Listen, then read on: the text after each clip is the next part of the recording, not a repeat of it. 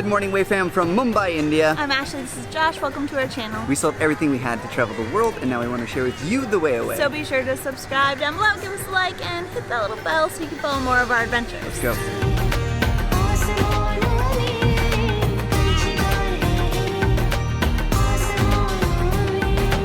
Alright, today, as we said, we are in Mumbai, India. Yep. Sadly, we do not have as much time here as we wanted to. If you watch our previous two videos, you'll know that it was quite the adventure getting here. We forgot to apply for our visas. That was our mistake.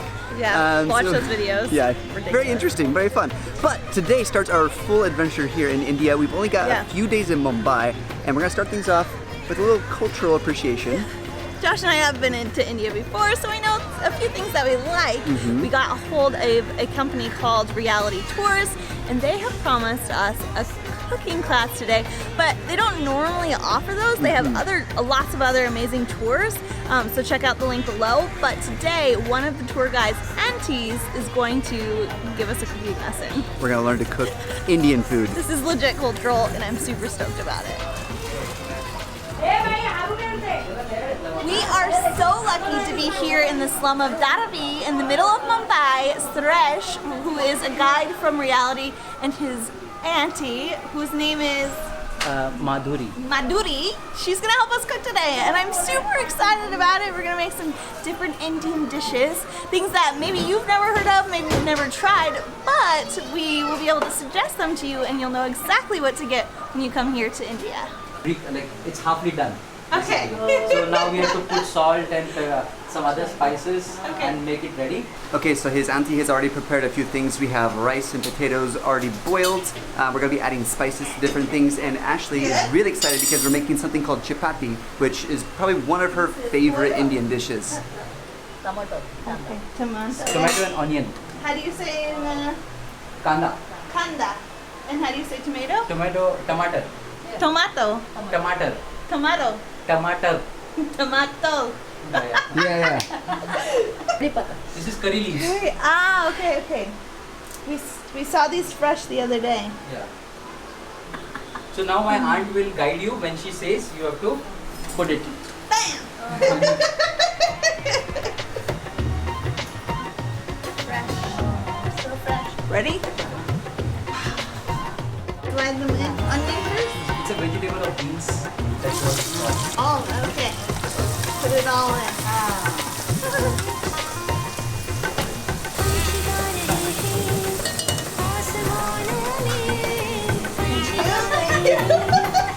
We started out with a little bit of oil, put it on the stove, added some fresh curry leaves that are actually a little bit dried, and then we added onion and tomato. Now we're going to add some beans.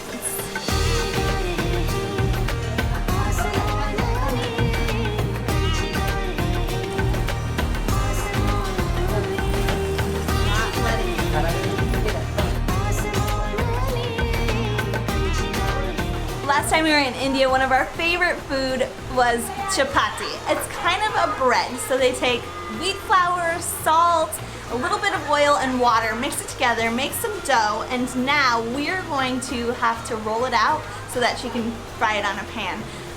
He was saying, our tour guide, that newbies aren't very good at making chapati, but I think I'm gonna try to make the best one he's ever seen. Oh. I'm gonna try. And how's your chapati?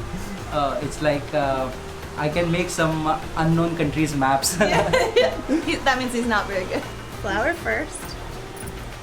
Roll it out. Oh. Rolls in some oil. Okay. Come in.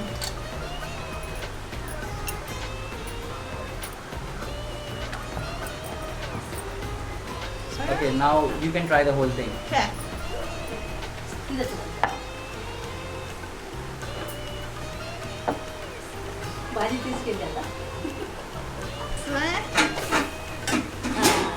It looks like Australia. Yeah.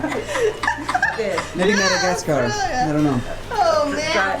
Try for United States. We're gonna have to make it fat. When you look at chapati, you don't think about all of what goes into it.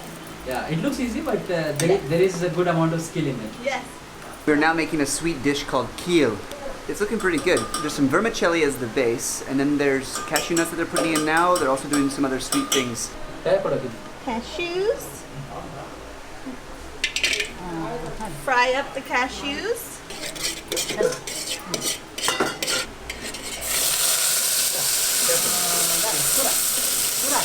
Put the entire thing. So we've added some milk that's been flavorized with dried fruits and sugars and the cashews. And once that's all soaked together, we're gonna add it to the vermicelli. What is this? This is Oh, vermicelli. oh wow, it's very, very thin. Pour it in. You chamcha, right? Just stir it. Hold it on the edge. The spoon, yeah.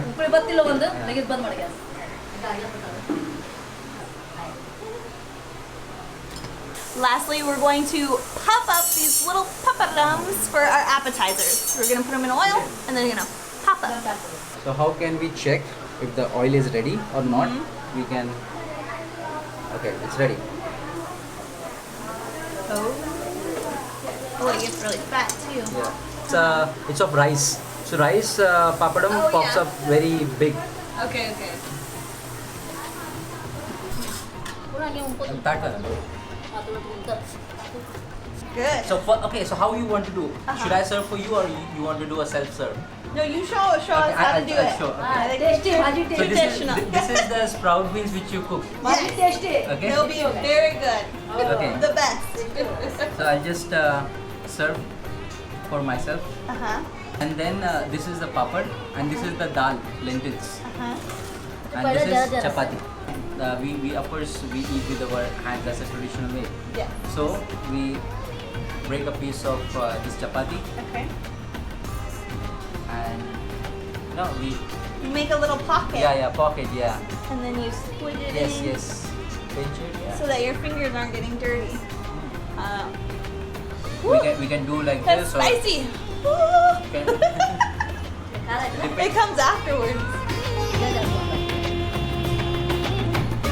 It's been so long since we've been in India that I've totally forgotten how much I like chapati and like sprouts or dal or something.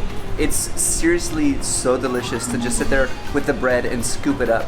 And super fun to use your hands. It is, and just so you know, in case you aren't aware, you should use your right hand to eat while you're in India. The left is used for other purposes. So right hand always when you're scooping, and yeah, just dig in and have fun, really.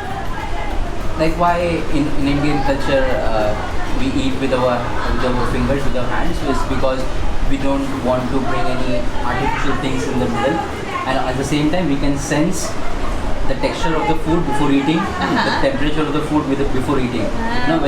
So there are many reasons why we don't.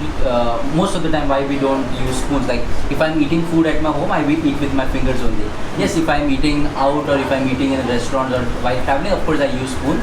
But at home, most of the time, with our hands. So you have a greater understanding and appreciation of the food because you're directly connected. Yes.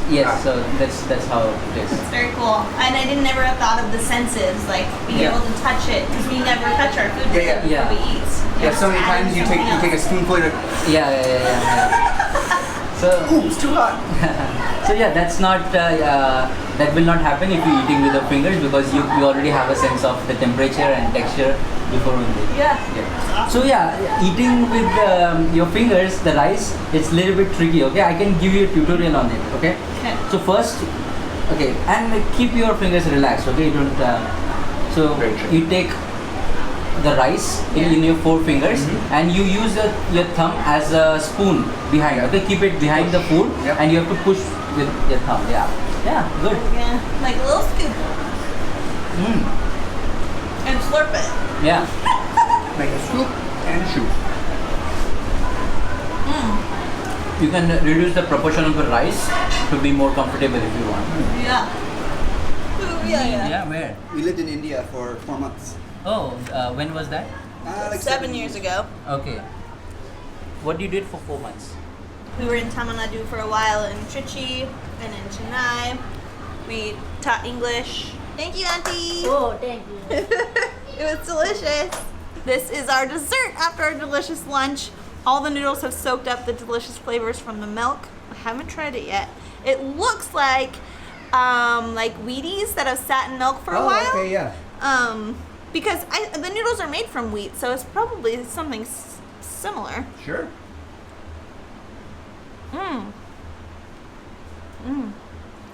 It's got sugar, it's got fruit, it's got nuts, it's got noodles. What more could you ask for? Yeah, it's served warm, which is really delicious.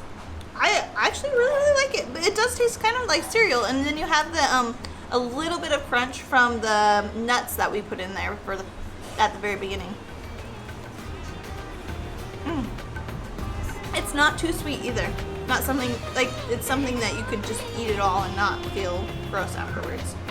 All right, so thank you to Siraj and Reality Tours and Travels. Make sure to check them out in the description down below.